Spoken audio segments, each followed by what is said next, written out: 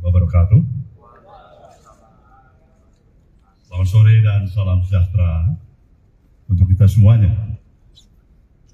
Saudaraku, rekan-rekan pers yang saya hormati, suasana sore hari ini pasti satu suasana yang berbeda dari suasana pertemuan-pertemuan kita di tempat ini dari beberapa kali pertemuan dengan kawan-kawan semuanya. Sejujurnya harus saya katakan, dalam kapasitas saya, baik secara pribadi maupun selaku Ketua Umum Dewan Pimpinan Pusat Partai Nasdem, beserta dengan seluruh jajaran DPP yang ada pada sore. Dan tentu juga tidak terlepaskan dari seluruh selagorden, baik Dewan Pimpinan Wilayah, Dewan Pimpinan Daerah, sampai DPRD Partai Nasdem seluruh Indonesia. Kami dalam suasana penuh keprihatinan, kesedihan yang sukar untuk kami tutupi. Kami berupaya untuk menutupi ini. Kami berupaya untuk kami tetap tegar, bisa tersenyum dengan teman-teman semuanya. Kami upayakan itu. Tapi kalau teman-teman bisa memahami sesungguhnya apa yang ada dalam nurani diri pribadi saya, ada kesedihan, keperihan hati, tidak seperti biasanya. Saya memahami kasus seperti ini bukan yang pertama kali dihadapi oleh partai ini, tapi untuk hal yang terjadi kali ini kepada Sekretaris Jenderal DPP Partai Nasdem, saudara kami Joni Plate, saya harus katakan sekali lagi, kami berduka untuk ini. Saudaraku semuanya, ditetapkannya saudara Joni Plate sebagai tersangka itulah merupakan bahagian dari proses hukum yang harus dilalui. Apa sikap Nasdem? Jelas tidak pernah berbeda. Dari komitmen awal partai ini didirikan, kami ingin tetap berada di garda terdepan, ingin menegakkan prinsip-prinsip hukum yang berkeadilan untuk terus dari waktu ke waktu. Kita berikan penghormatan sebagaimana mestinya kita sebagai warga negara yang baik. Apalagi peran daripada institusi partai politik yang berulang kali saya katakan, partai politik harus berada pada garda yang paling terdepan untuk memberikan kontribusinya dalam proses pendidikan politik yang berarti dan mengedepankan profesionalisme dan moralitas. Ini jelas. Jadi proses hukum ini harus kita hormati. Kami tetap menghormati itu. Tetapi sukar untuk mengusik apa yang terjadi di dalam perasaan emosi diri saya. Semoga saja godaan-godaan yang menyatakan pada saya ini tidak terlepas daripada intervensi politik. Tidak benar. Ini tidak terlepas daripada intervensi kekuasaan. Juga tidak benar. Ini godaan pada diri saya dan saya sudah katakan tidak benar itu. Kalau benar, mungkin hukum alam nanti yang akan dihadapkan kepada itu. Jadi sekali lagi saya tegaskan, kita menghargai proses hukum. Kedua, kepada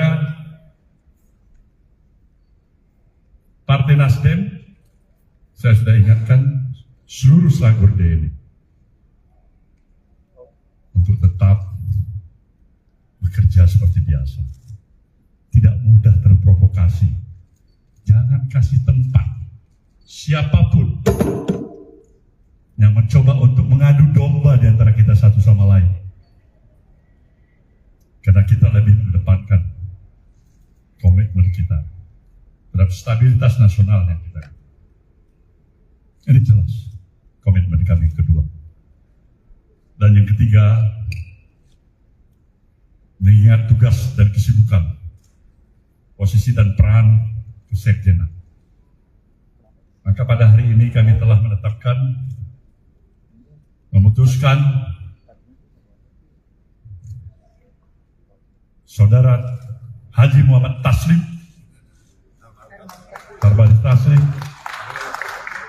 sebagai pelaksana tugas kesekjenan. Inilah yang bisa kami berikan keterangan pada saudara semuanya, dan tentu saya pasti memahami kawan-kawan dan saudara semuanya ingin bertanya kepada saya selaku pucuk pimpinan partai ini. Saudara boleh bertanya apa saja. Nah, lalu lintas ini harus kita atur baik-baik. Ya, Tatang, Kompas, Andika, Firman, mana TV mana? Ya, 3 dulu ya. Silakan Tatang.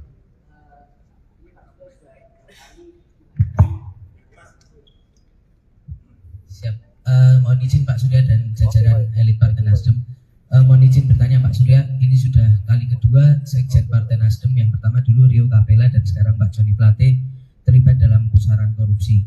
Apa evaluasi ke depan Pak yang akan dilakukan? Yang kedua adalah bagaimana setelah kasus Pak Joni Plate ini hubungan antara teman-teman Nasdem dengan Istana akan seperti apa Pak?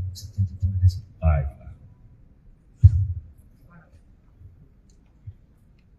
Silakan. Selamat sore. Nanti dari Kata Data. Dari Kata Data Pak. Katadata.co.id. Ada 2 pertanyaan. Pertama, tadi siang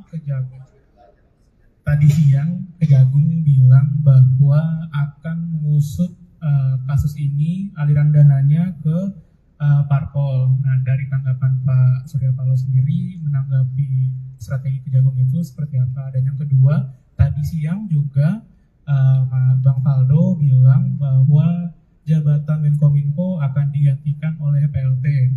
Berarti kan melihat lebih jauhnya bakal ada pergantian pemain nih di kabinet.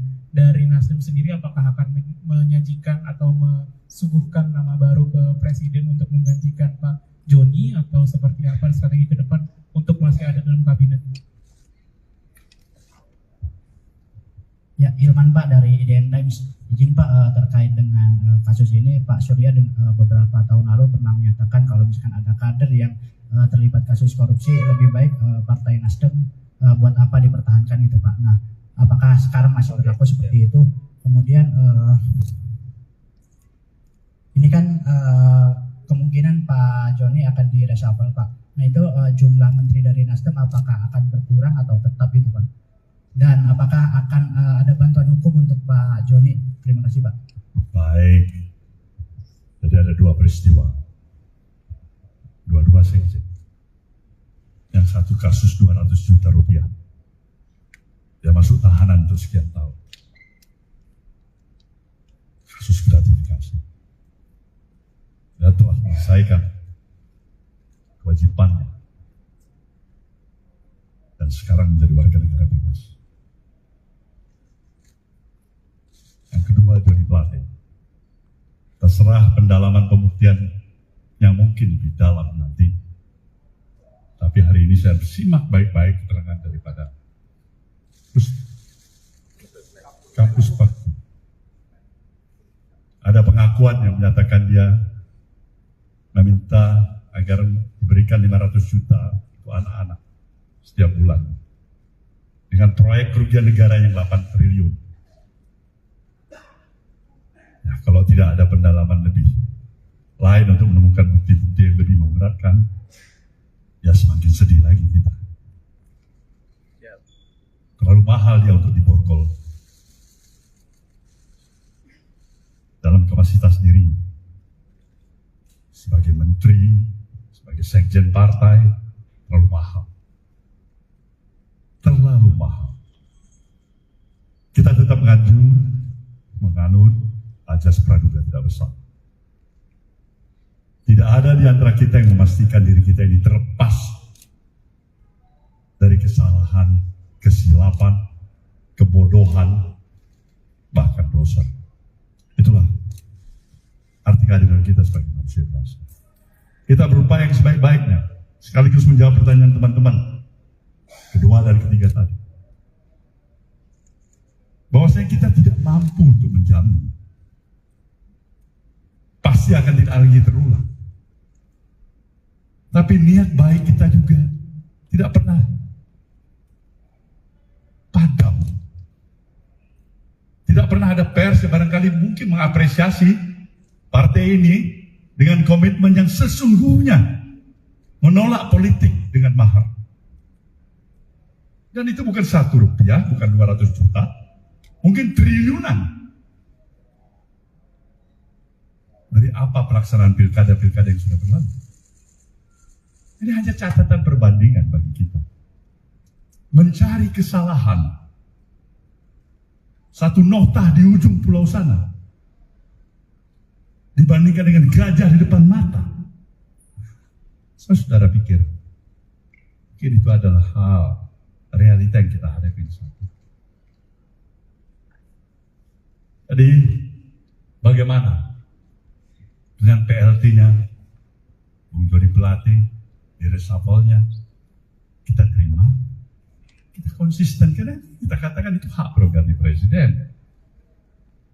Dan kita tidak pernah bergoyah hati untuk menyatakan apa yang telah kita utarakan, agar konsistensi itu, paling tidak itulah sumbangsih yang bisa diberikan oleh partai ini. Dari segi jumlah kekurangan-kekurangan yang ada. Ini yang jelas. Ulangin pertanyaan Anda tadi. Ya kan tadi siang Pak Faldo mengatakan bahwa tugas Menkominfo akan diemban oleh PLT yang belum dipilih sampai sekarang. Apakah Nasdem pada nantinya pada kesempatan selanjutnya akan mengajukan nama baru yang akan menggantikan Pak Joni atau seperti apa? Kalau kita konsisten, ini hak prerogatif presiden bagaimana kita mengajukan baru. Salah-salah presiden gak suka. Gak ada lebih bodoh dari Nasdem untuk tiba-tiba mau mengajukan nama baru tanpa diminta oleh presiden. Sekali lagi, itu adalah hak prerogatif presiden. Oke? Next. Aliran dana ini bagus. Ini yang memang dikendaki oleh partai ini. Partai ini menginginkan transparansi yang seutuhnya. Sekali lagi saya katakan, transparansi yang seutuhnya. Periksa seluruh yang kemungkinan. Dari ujung kiri ke ujung kanan, dari barat timur, atas bawah, siapa saja yang terlibat. Periksa juga seluruh unsur yang ada di institusi manapun, termasuk partai Nasdem ini. Nasdem mau welcome itu. Kita menyambut itu. Dan berikan juga hukuman yang setimpal. Tanpa ada lex spesialis dalam pengertian privilege. Si A boleh diperiksa, si C tidak boleh diperiksa. Semakin sedih lagi kita. Semakin sedih. Tapi kalau transparansi itu dilakukan dengan kemampuan profesionalisme Kejaksaan Agung kita yang bebas juga dari intervensi siapapun dan juga kepentingan politik dari manapun, kenapa kita tidak berikan dukungan sepenuhnya? Jadi kalau kawan-kawan tanya, Nasdem mau berikan dukungan sepenuhnya atau setengah? Saya bilang totalitas kita akan berikan dukungan itu. Agar semua kita tuntaskan. Kalau enggak, sia-sialah kita untuk menginginkan dan memperjuangkan suatu misi besar, membawa kemajuan bangsa dan negara, menjaga demokrasi negeri ini, dan mempunyai rasa keadilan yang sesuai dengan komitmen kebangsaan kita. Itu kira-kira. Pak, pertanyaan Pak dari saya sini Pak.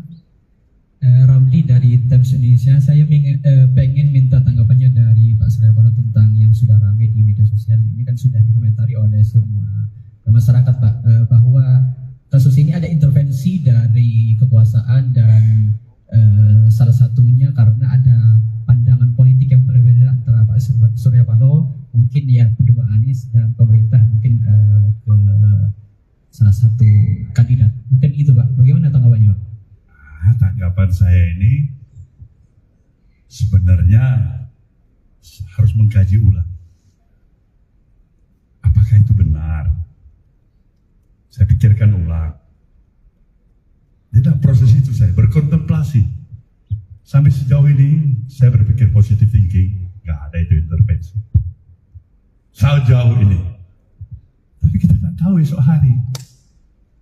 Kita nggak tahu siapa yang garanti bahwa kasus ini tidak diintervensi. Mungkin sekarang, saat ini tidak. Besok, lusa, minggu depan, bisa saja terjadi. Jadi tanggapan saya, semuanya, apabila kita sayang pada negeri ini, buanglah kepentingan subjektivitas, buanglah kepentingan sesaat.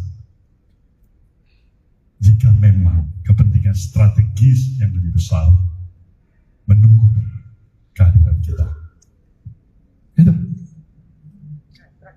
Izin Pak, saya Adi dari TV One ingin bertanya mengenai pencalegan Pak Johnny Plate. Apakah ada pengaruh dan elektabilitas Nasdem mengenai pencalonan Anies? Terima kasih. Ya kawan-kawan tahu itu. Sebenarnya pertanyaan Anda bisa jawab, ya, pengaruh pasti ada. Institusi partai politik yang dibangun oleh kekuatan persepsi dan keyakinan publik, salah satu faktor atau key factors yang menentukan sekali. Kalau wartawan, barangkali kawan-kawan wartawan ya mempunyai opini, Nasdem itu memang udahlah, memang itu partainya yang bullshit, itu nggak ada artinya, itu lemah, itu salah, itu bohong, itu memang nggak perlu kita hukum, itu rusak itu elektoralnya. Tergantung bagaimana kita membangun persepsi publik, dan itulah peran rekan-rekan institusi pers yang saya nantikan dan saya harapkan, pers yang bebas dan tetap mempunyai rasa tanggung jawabnya, tapi pada profesionalisme dan etik yang kita miliki. Bapak izin sedikit lagi, Bapak mau tanya, saya Rumondang dari Detikom, mau tanya soal apakah sebelumnya Pak Plate pernah mengajukan untuk mundur dari Menkominfo sebelum ini. Kemudian soal pencalekan Pak Plate yang sudah berjalan, apakah pendaftarannya ditarik atau seperti apa? Kemudian tadi soal bantuan hukum kepada Pak Plate terkait hal ini seperti apa? Terima kasih. Pertama, sebagai sekretaris jenderal dan saya dalam kapasitas sebagai ketua umum, tentu saya wajib mendalami kasus ini. Toh ini sudah cukup menjadi konsumsi publik dalam beberapa waktu. Jody juga sudah periksa beberapa kali. Pertanyaan saya sederhana. Bung tahu, saya ketua umum di sini menyurahkan semua energi dan idealisme saya, waktu dan tenaga pikiran saya. Saya tidak mempunyai interest apapun untuk duduk dalam suprastruktur kekuasaan dan pemerintahan.